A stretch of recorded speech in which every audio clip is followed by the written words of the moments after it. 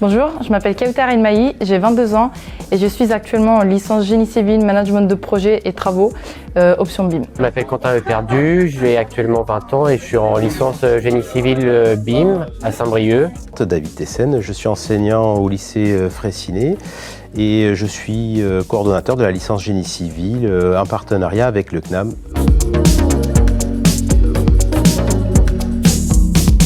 Ça va correspondre en fait à la conception de maquettes numériques qui vont être renseignées avec plein de détails et ce qui va permettre de pouvoir travailler sur des avant-métrés, faire du chiffrage, préparer des phases travaux, préparer des phases de chantier, d'organisation et pouvoir livrer au client, s'il le souhaite, une maquette numérique qui va l'aider à travailler dans l'exploitation de son ouvrage.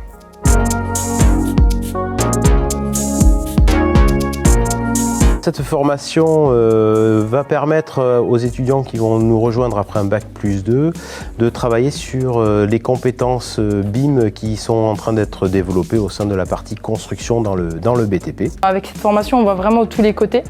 On a la chance, du coup, cette année, il y avait pas mal d'économistes, donc on voit le côté économiste que moi, je n'ai pas fait pendant mon BTS bâtiment.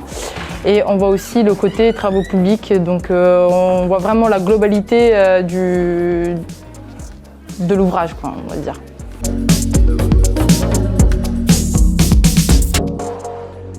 Alors pour postuler sur cette licence génie civil, nous recrutons principalement des profils Bac+2 type BTS et notamment les BTS du génie civil, à savoir le BTS bâtiment, le BTS travaux publics, le BTS management économique de la construction.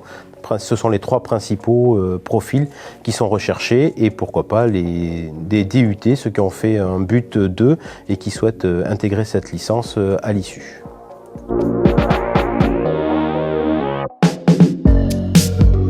C'est une formation qui se déroule sur un an complètement, donc le contrat il peut commencer par exemple en septembre et se finir en août.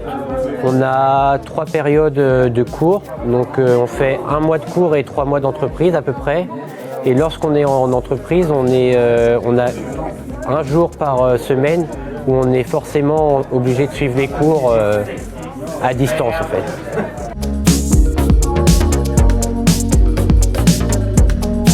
La fonctionnalité, ça va être principalement de coller au marché et à la demande, puisqu'on demande beaucoup, tout ce qui est plan, tout est en numérique, on demande de travailler beaucoup avec le numérique, c'est ce qu'on a développé ici.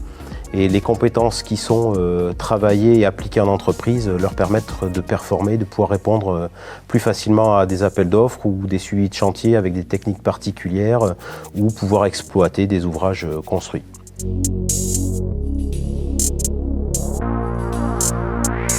Vraiment le côté de voir tout, c'est super intéressant. Management d'équipe par exemple, j'ai pas un rôle de manager au sein du bureau d'études, mais c'est bien aussi de voir ce côté-là, surtout pour une femme, qu'on voit de plus en plus d'ailleurs dans le monde du bâtiment. Donc ça donne plus confiance en elle et pas se faire marcher dessus, on va dire. Les avantages, c'est d'avoir déjà un salaire.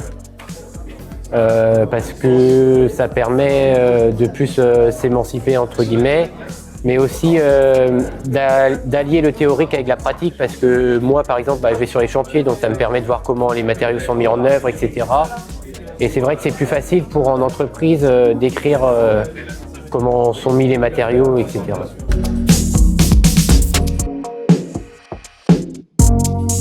La partie innovation va être principalement dans les logiciels qui évoluent tout le temps, que l'on va adapter chaque année évidemment dans notre plan de formation. Et puis avec le CNAM, il faut savoir qu'il y a des modules qui vont être enseignés à distance.